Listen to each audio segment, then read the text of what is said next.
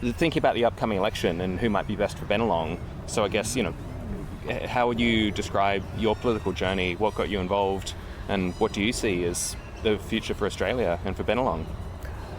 Okay, well, I suppose for a very long time, and look, I'm sure other people have this feeling as well, that you find a frustration with political debate, that they're missing points that are important, that you think are important, and these things are not generally being talked about. So that was my political journey that prompted me to sort of say that at least I can say some things that make sense to me, and maybe they'll resonate with other people, and at least that will be a positive change. And that I will sort of contribute to that. So there obviously have been the particular frustrations. One of them has been around the separation of church and state, because we have had, I guess, needless influence of religion on our laws, and the religious-based lobby groups that do actually exist in government. But certainly lobbyists, just generally speaking, a lack of transparency and accountability has been frustrating. And then you've also had issues around intellectual property and how it's abused, and that combination of issues, I guess, prompted me that speaking out about these things in a more substantial way through politics is a good thing. So way back when I was involved with the Secular Party, and that was obviously a strong issue. Now, even when I was in the Secular Party, I did have my concerns about intellectual property and economics and so on, but more than just secular, more than just secular issues. But then I guess I moved on from the Secular Party and joined the Pirate Party. But now the Secular Party and the Pirate Party and several others are actually part of the Fusion Alliance, so we're all together now. But certainly the issues that I spoke about, that I thought these things are of concern, they deserve more illumination. I thought that I would help to add to that by standing for election.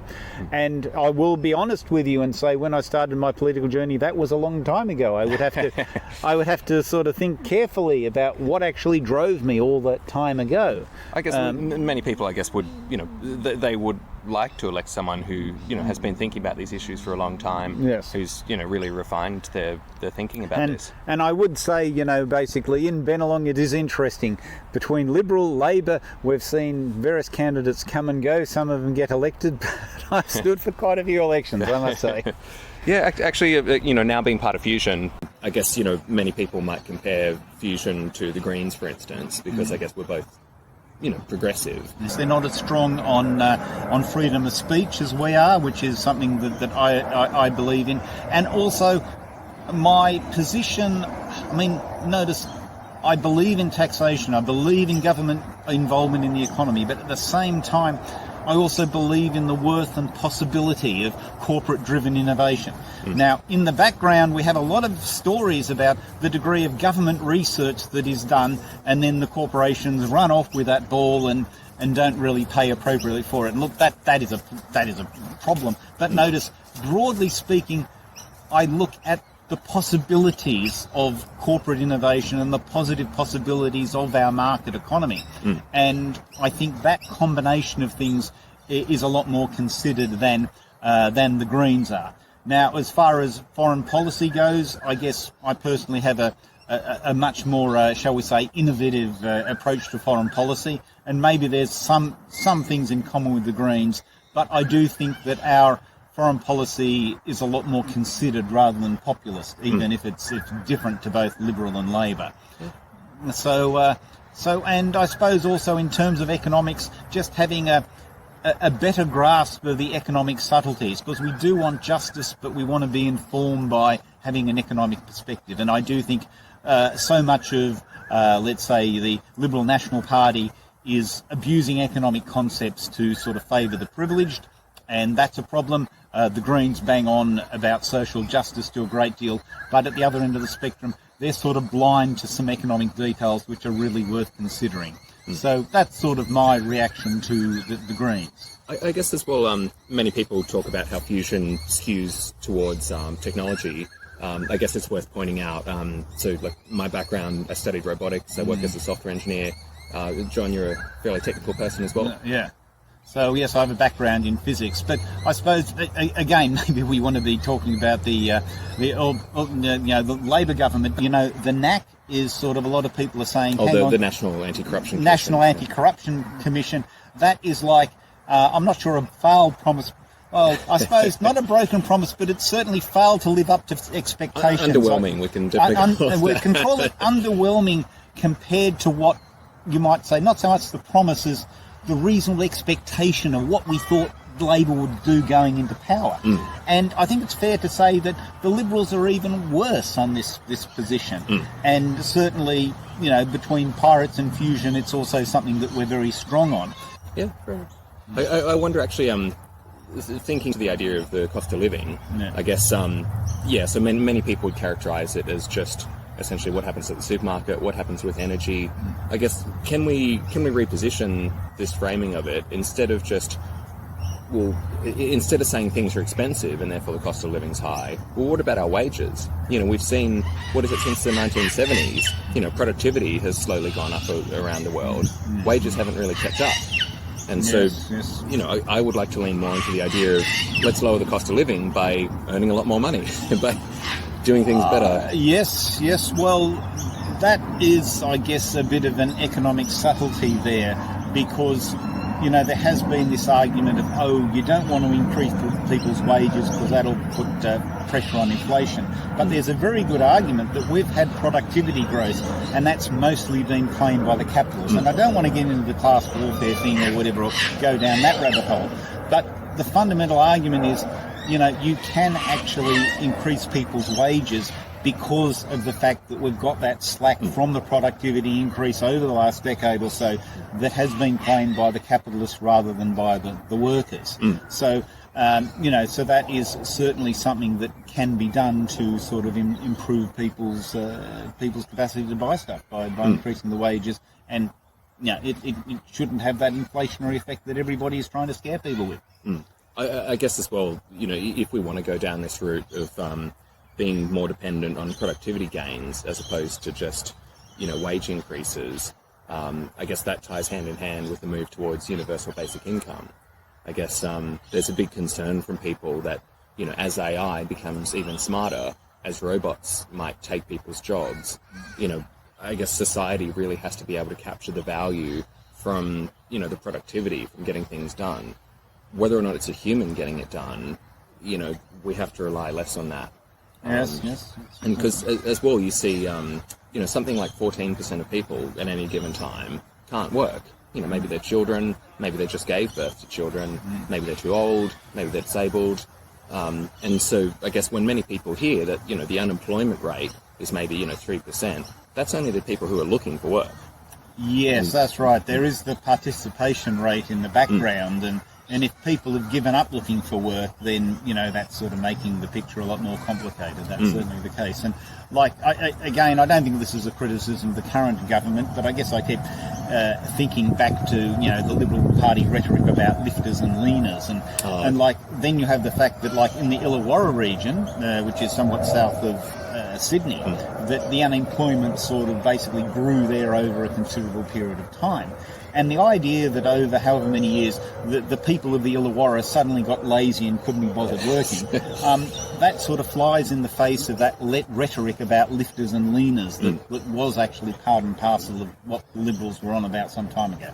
But again, I guess I guess we should be thinking about the Albanese government. But certainly, I have no in principle objection against a lot of Liberal Party values, but when you listen to their rhetoric, the way they've realised it has been very problematic over the decades. I think actually, yeah, I guess if people are going to go to the Liberal Party website, and, you know, they'll surely encounter things, you know, I guess talk about small government, for instance, empowering businesses, that sort of thing.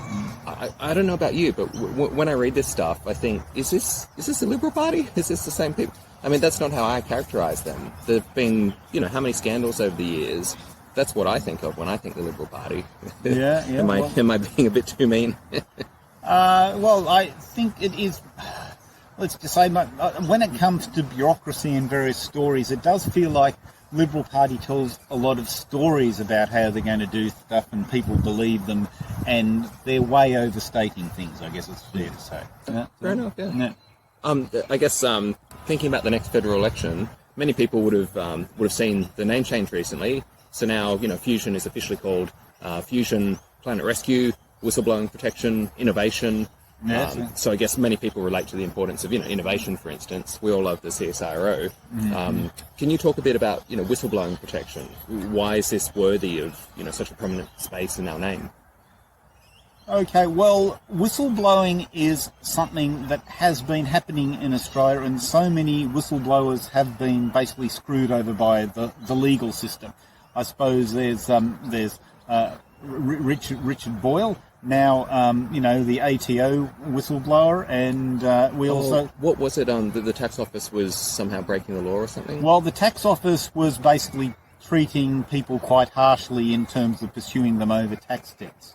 And he felt that this was inappropriate, and he tried to raise it, and eventually went public on it, and then the government clamped down on him. I see. And I suppose another person that I have more particular familiarity with is Troy Stolz. I was actually helping him in his New South Wales election campaign. Now, he was drawing attention to problems that he saw with pubs and clubs New South Wales in terms of how seriously they were taking their obligations in terms of money laundering, the problem gambling and that, money laundering, and sort of anti-terrorism and so on, and they developed some concerns about how much money laundering was taking place within pubs and clubs.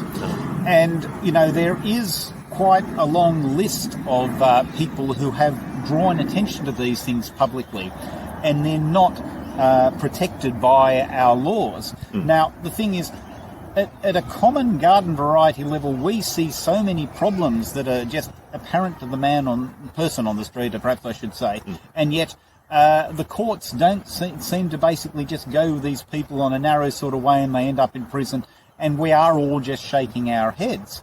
And this is one thing that is a cause of injustice. Like, somebody is standing up for what's right, and they're being screwed over by our legal system. And let me broadly say, our legal system, sadly, it's pretty good at screwing people over, but this is a particular example that I guess is of concern. Now, partially, it's how these individuals are treated, but also I think there's a very strong productivity argument that, if these issues were brought to light and were fixed, then, we'd have a much more productive economy. And notice how at various different times the politicians are going to bang on about productivity, but this would be one of the things there.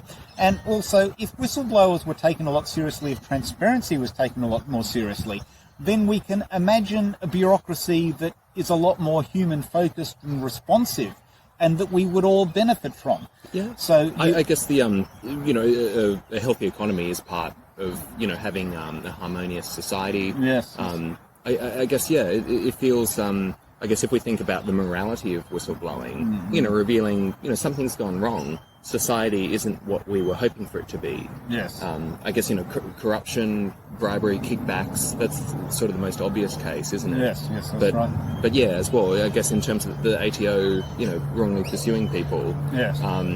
You might generously call that just inefficiencies, mistakes, or on the other end, you could say that the and obviously there is the whole robo-debt fiasco as well. But my understanding is these dodgy numerical calculations were actually used by government departments before the whole robo-debt thing. So in a sense, someone in the government department was lazy, and the minister didn't take enough of an interest in that. And this is one of the things about bureaucracy and contracts and supervision, that there's a grand promise of how the government might relate to bureaucracy, government contracts and so on, and then sort of break its own rules. And I suppose it is a bit of a cliche that when you're in opposition, you want accountability and benefit cost structures and so on, and when you're in government, you just want to get on with it, and these bloody idiots are getting in your way. And I've seen that turn around so often, but anyway. I wonder if the voters remember the Paladin affair, for instance. Yes.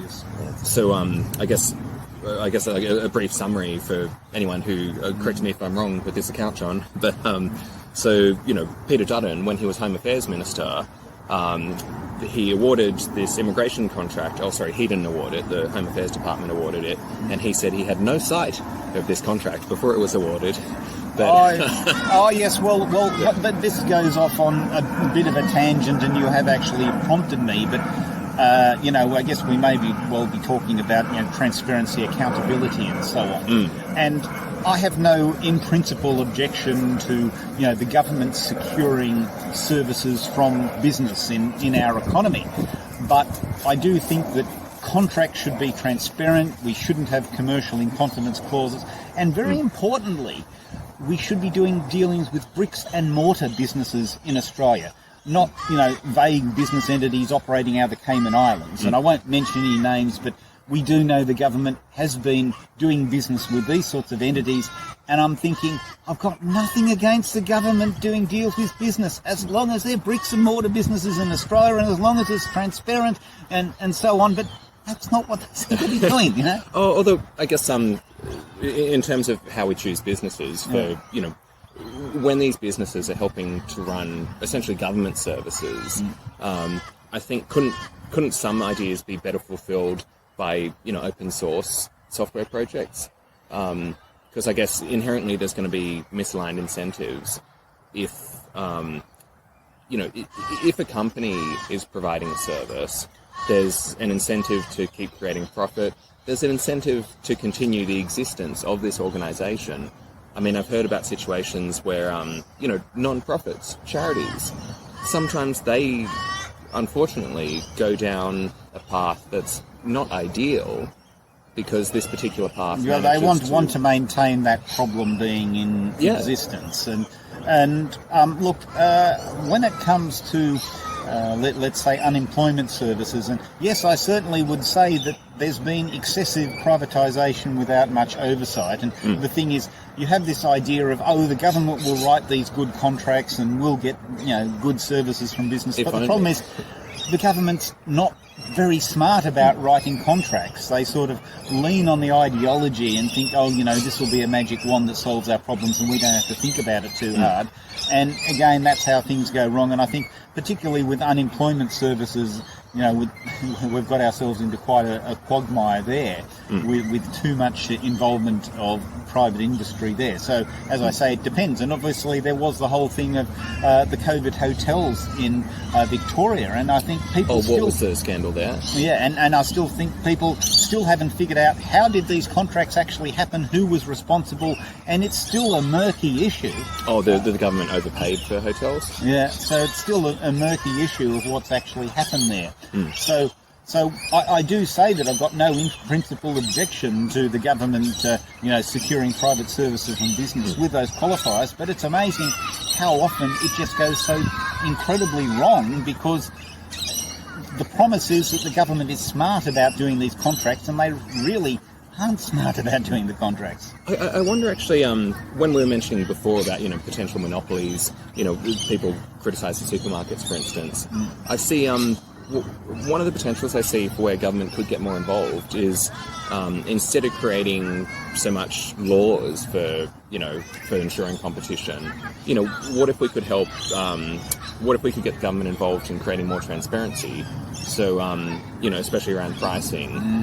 One of the ideas, for instance, in our upcoming housing policy, one of the recommendations we make is for the government to fund an open source website for, real estate listings, for market data. Because there was a case in the US, for instance, there's a company, RealPage, and so RealPage, they were publishing stats about the rents that you could collect, for instance. And it became so popular that when RealPage, they changed their pricing algorithm or whatever, they started reporting that the rents in the city were 14% higher than what I guess they really were. And then so all the landlords, they saw this, like, I better up my rents to keep pace. And so by this erroneous data reporting, they actually prompted the rents to rise by that same amount, 14%. And so, you see, it might not occur to many people, but so domain.com.au, for instance, the domain group is 60% owned by the same company that owns Channel 9. So, you tune into Channel 9, it's all, the block. Well, our government does actually provide information on petrol prices, and I think that's a good thing. And what you described, basically there is too much, I guess, openness for abuse of numbers and so on. And I mean, I guess it's not so much, it's just an illustration of some of the dodginess that can happen. But when an area is depressed, rather than lowering the rents, what your landlords will do, I guess with the advice of the real estate agents, is they'll notionally charge the same rent, but give people extended rent-free periods when they first sign up. So your effective rent during that first financial year is a lot lower than list price, but the list price is still paraded around like that's what's going on. And there's so much distortion of numbers for vested interests. And if you actually have the government involved, you do actually cut through those problems. Now, for all the stories that, like, private interests, are efficient and government is inefficient and so on, I just do not believe that. Like, so many people will say, it's only private industry that creates value, government doesn't do that.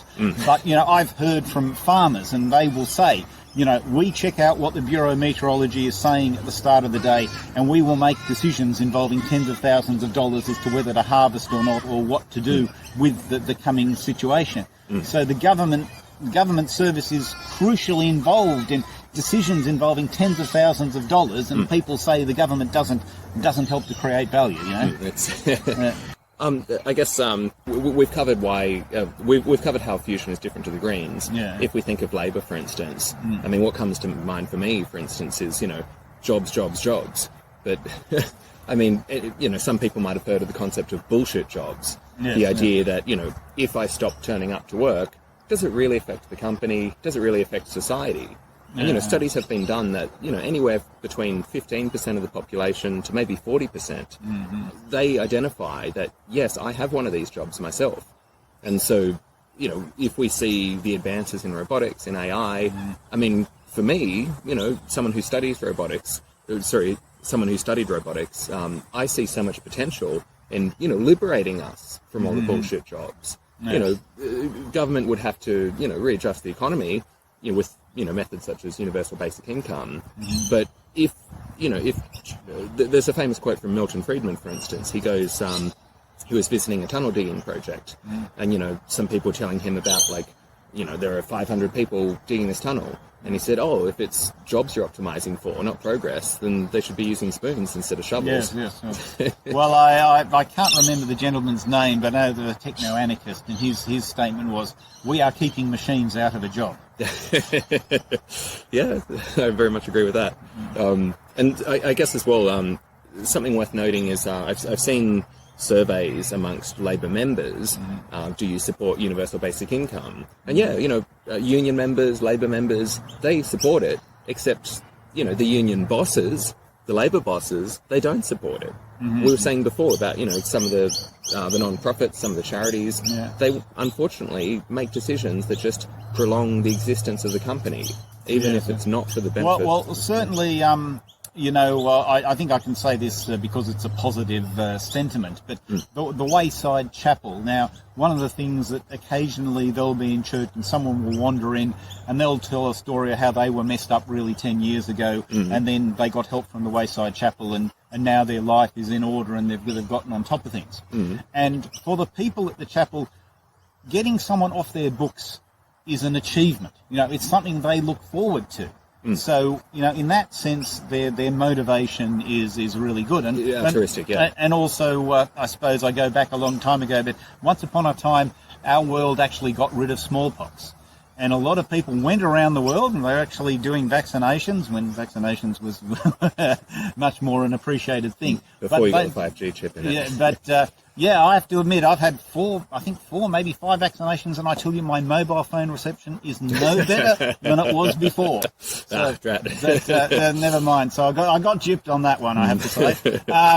But anyway, the point is that they went around the world vaccinating people. They were trying to put themselves out of a job. They were trying to get rid of smallpox, and they were successful. Fair enough.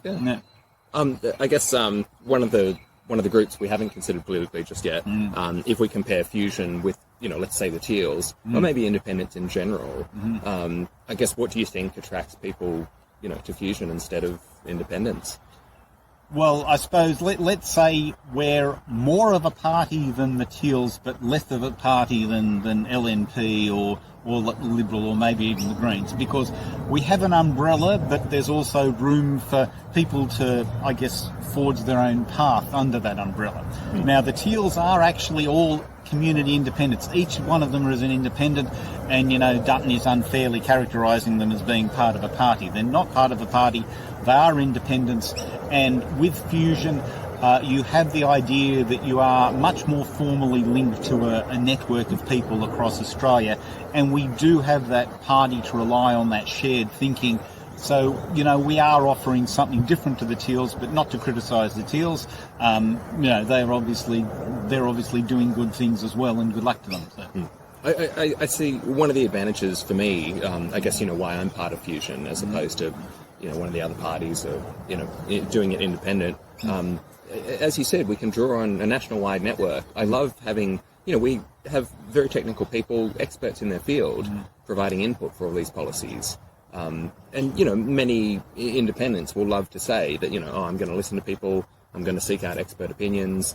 I mean, it's all very nice to want that to happen, but, I mean, if anyone writes to, an expert in their field, who's to say they're even going to get a response back?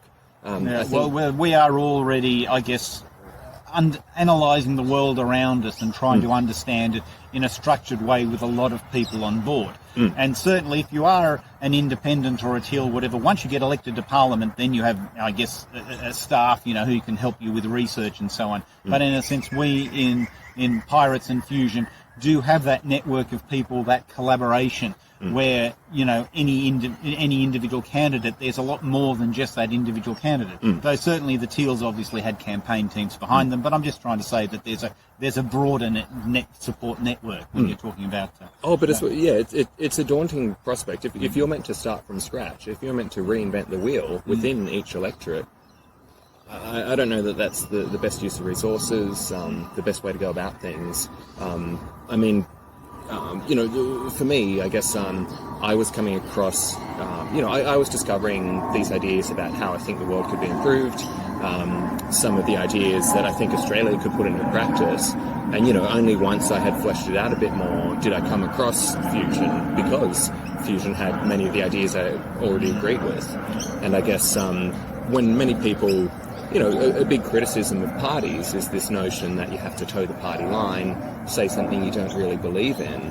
I mean, anyone can... let's also say, look, the Greens had the opportunity to say some economically innovative things, and I guess I won't deny that possibility. Another thing, now that you mention it, I suppose the Greens are in somewhat denial about population growth and its impact. Now, it's not something that I bang on about or emphasise or so on, but I do consider it to be an important part of the picture and something to think about. But hang on, goodness me, there was a point I was trying to develop there before I distracted myself. We were talking about the shared expertise in a party.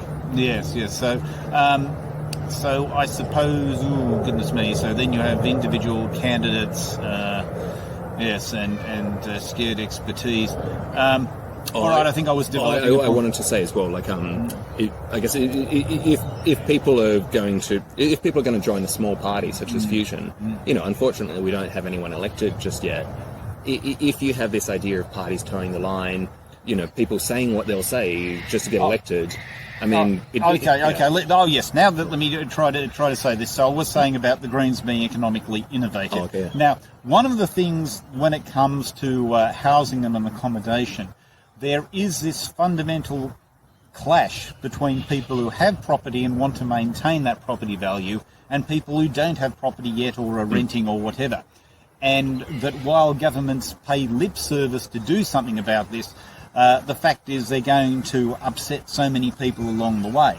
And the problem is that both mainstream political parties, Liberal and Labor, are constrained by those economic and political realities. And we in Fusion and Pirates can actually say innovative economic things that neither of the major parties can say. Now, to some degree, the Greens the risk aversion, the Greens can do that, but again, it's a matter of the story that you tell. Now, I tend to think that if the Liberal Party are saying things that are economic, even when they occasionally make sense, everyone remembers that rhetoric about lifters and leaners, which sort of damages their credibility.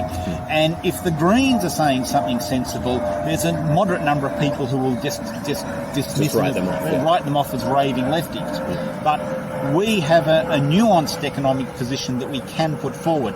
And one of the things about accommodation is, look, there's one group of people in Australia who are renting or are struggling to sort of get deposit together. There's a group of people who have their accommodation.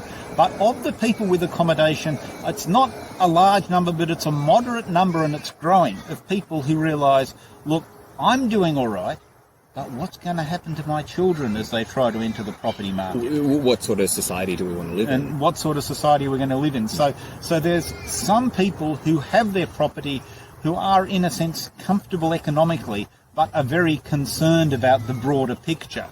And, you know, obviously there is a constituency there, and we can appeal to that. Now, to be fair, that maybe the Teals and Greens can appeal as well, but we are our own thing there. But it is a struggle for Liberal and Labor to appeal to that constituency because they're too constrained. So that was a point that I was trying to develop. Yeah. It actually reminds me, I have a lot of respect for, you know, my Fusion colleagues who, you know, people who are very deeply engaged in politics and, who spend time coming up with these sorts of policies where we can, you know, really solve the problems in government at a root level as opposed to just sort of the one-line slogans, you know, compared to some other parties out there. There's a fascinating book, actually, I'd recommend to any viewers now. Are you familiar with Why Nations Fail? No, I'm not familiar with that. So Acemoglu and Robinson, they recently won a Nobel Prize, actually, for their sort of life's work. But yeah, the reason why nations fail is basically they haven't had enough revolutions, they haven't fought for their rights enough. And so, yeah, you know, it goes hand in hand where if society demands equality, if they demand true democracy, then that's a good path for having, for creating wealth. Because I guess the typical scenario is like, should I work any harder? Should I pursue this new invention, for instance? Well, if all the fruits of my labour are just going to get stolen by, you know, the local lord, for instance, you know, why would I bother? Yes. And so, yeah, once we move towards a freer, more egalitarian society, like Australia's progressing towards then you know, that's the way to prosperity. So I guess, seems like we should be pursuing more of these ideas. I mean, you know, now that it's been proven, now that the Nobel Prize has been issued, I guess how can we make this happen in Australia? Well, I suppose this is our policy set that we are developing, and, you know, one of the things that I guess we have had some internal debate in the party is you don't want to sort of license people to just go blathering about trade secrets and then claim that they're whistleblowing. But what we have to do is saying that someone is whistleblowing about a cause of harm that should be corrected, and the action has not been taken to correct that harm. And, you know, the strange thing is, I don't know what has happened, but, like, various people have been dragged through the courts and said, well, I did this because of blah, blah, blah, and we're looking at it from the outside. Why aren't the courts listening? What's going on? And I will be the first to acknowledge that while I have these concerns, I'm not across the detail all over the place, but like many people, you look at this and go, what the heck, you know? Why are these people not more protected when they are whistleblowing? And the Labor Party was supposed to do this whistleblowing legislation. They were supposed to have an effective knack, and that has not happened. But, of course, there are also lacks about surveillance and various other things. So the Labor Party does have its blind spots and, you know, needs to be held account on these things. And when I suppose it comes to... and goodness me... I was just thinking the misinformation sort of goes hand in hand, doesn't it? Yes, you that's know, right. But a government who's not living up to their promises to crack down on, you know, to crack down on corruption, this same government who's delivered us, we called it before, an underwhelming National Anti-Corruption Commission, this is the same government who wants to be able to define what misinformation is. This is the same government who wants to, force people to upload their passport to Facebook so that they can prove they're older than 15. It's But yeah, in terms of this view, I guess some people would characterise the Fusion Party, especially the Pirate Party, one of our branches, they'd characterise that as fairly libertarian. And so I guess one interpretation of libertarian politics is, ultimate freedom for people, let them make their own choices.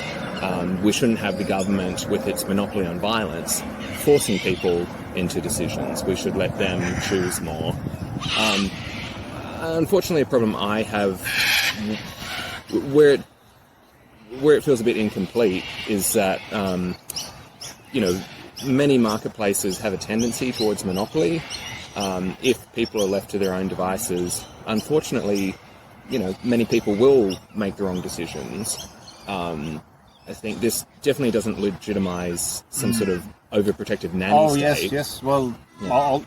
I'll let you finish, but or is that? But I mean, is this similarly how you would characterise? How much liberty should we have? Well, I would say, on the one hand, we don't want a paternalistic government intervening our lives or telling us what to do. Now, I'm more thinking in terms of the Pirate Party branch. But I don't think any political party ever says that they don't want a mixed economy, but it's a matter of how that is realised. Now, in the Pirate Party and obviously Fusion, we do believe in taxation and, an emphasis on land value taxation. So there is a belief in taxation, there's a belief in redistribution, there's a belief in universal basic income, there's a belief in public health, public education. But once you get beyond a certain limit, then we want the government to enable and support, not intervene and control. And, I mean, that's an easy thing to say, the devil is in the details, and it's a matter of the picture you draw. But certainly in terms of surveillance, I would say surveillance, the lack of transparency, certainly that is one of the things where the Labor Party are remiss on. So yes, we believe in taxation. Yes, we believe in redistribution. Yes, we believe in all those public services. The way you actually realise that in the details of the policy and the perspective you take, I feel that Pirates and Fusion have a much more satisfying way of relating to that story. Yeah, I think actually on the point of freedom and liberty versus, I guess, the Liberal Party, the Labor Party, I think many people might remember the misinformation, disinformation bill a few months ago. Yes, that's right. Yeah, I happened to write Fusion's submission for that, actually. And so I was so surprised. So the Libertarian Party, they were hosting a rally about it. I think they asked at one point, put your hand up if you identify as left-wing. I think I might have been the only person there who put my hand up. But does it surprise you? How come the Greens, for instance, maybe I'm being too cynical, but for me, the whole idea of the government deciding what counts as misinformation, disinformation, seems pretty ripe for, suppressing any dissidents. Yeah, well, I can quite understand that concern, and please let me be honest and say that I'm not terribly familiar with the Fusion response to that. But my own position is that while individuals should be free to speak out, a problem arises when platforms are making profits out of hate and untruth. Oh, out of spreading, I guess, damaging rumours, that sort of thing. But individuals should be free to have their own views and to speak out about those views. And how you actually realise that sort of tension is quite a difficult one. But certainly, like you, I identify as left, but I had no support for this disinformation bill. As I say, there might have been some structure of regulating not so much speech per se, but the way the platforms relate to it, maybe. And I'm certainly open to suggestions there. But but you were saying how puzzled you were that you're only person who was left to invite it. But let me say this. I suppose that is interesting, because even compared to what you might call the classic left anarchist sort of position, I think the Pirates are more into freedom of speech than that classic position, but we have a lot of agreement with them in so many other fronts. So it's a particular thing that our relationship to government really is about the government enabling and supporting rather than controlling. So I guess as well, actually, for many people who identify as progressive, maybe they want to, if you want to stand up for, let's say trans rights, for instance, something that might upset conservatives. I can imagine a left-wing person in favour of, banning misinformation. Maybe for them, they want to say, I want to wipe out all the transphobes or, the people who are against, let's say LGBT rights. If we can ban, the sort of awful hate speech, then I guess that would be their sort of go-to thing. This is why we should have these laws, because we want to ban hate speech. But I see, for me, I just can't get over the fact that, anything is going to be called hate speech. Anything is going to be called terrorism. I mean, you look recently, there was that, we better not say the word and get censored from YouTube, but there was that incident with the healthcare CEO recently in New York. And, that's being labelled as terrorism. Yes. It's, I guess, for me, that's a very grey area. Well, I suppose, yes, this is where you get into the nuances of the meanings of words, because terrorism is the use of terror for political ends. And, I wonder if I'll be censored, but that gentleman, I don't think he was making some sort of political statement using terror. It was just a personal frustration reaction. So when someone commits a crime for their own personal reasons, I think it's a lazy thing to label it as terrorism, because terrorism could be just code for things we don't like rather than someone who's actually working through the details of what the word means. So I think as well, I guess it's worth pointing out, I was surprised when I was reading about Nelson Mandela, but, someone called him a terrorist. And I was, I watched the documentary later and I thought, oh, wow, he actually was, planting bombs, blowing up government buildings for, political reasons. By anyone's definition, that is terrorism. Well, there was also the weathermen in the US, and they made a point of setting off bombs in public buildings when nobody was there.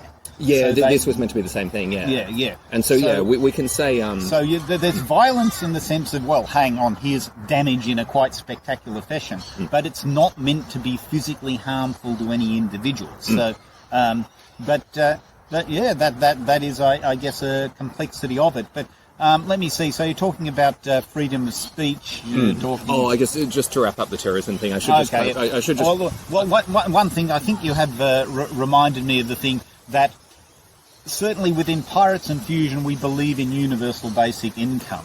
And for me, there's a whole package here where, like, people who are unfairly targeted are at least supported by the state in numerous ways. Now, if you listen to a lot of apologists in right-wing media, when you pull them up on these things, they sort of say, oh, yeah, well, people should be able to live worthwhile, effective lives, and, they shouldn't feel so discomforted by this criticism. But that's an easy thing to say. Oh, are you talking, sorry, these are right-wing people who might criticise universal basic income? No, it's more these are right-wing people who might sort of say, who might try to defend freedom of speech. Yeah. And say that these people should be looked after, they should be supported.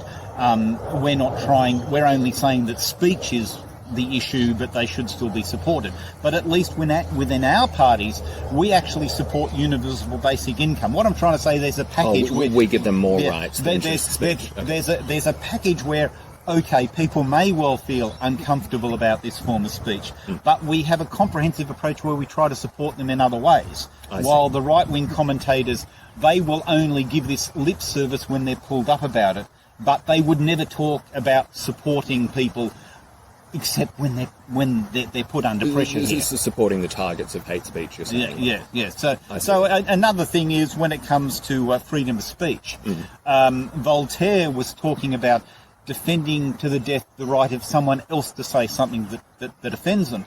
And it is interesting when you talk to a lot of these right-wingers, the way their desire for freedom of speech is much more the things that they like to say that others find offensive that they should be able to say, but they don't really worry too much about other people who say things that offend them. Now, I'm thinking of Brendan O'Neill, in particular in the UK. Can you remind me?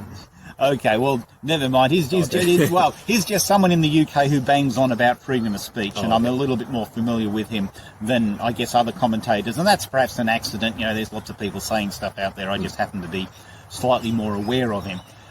Because he makes impassioned defences of freedom of speech. But at the same time, he also makes very personal attacks against Greta Thunberg, undermining her position and undermining her legitimacy. You know, she's not actually saying her own things. She's got puppeteers behind the scenes.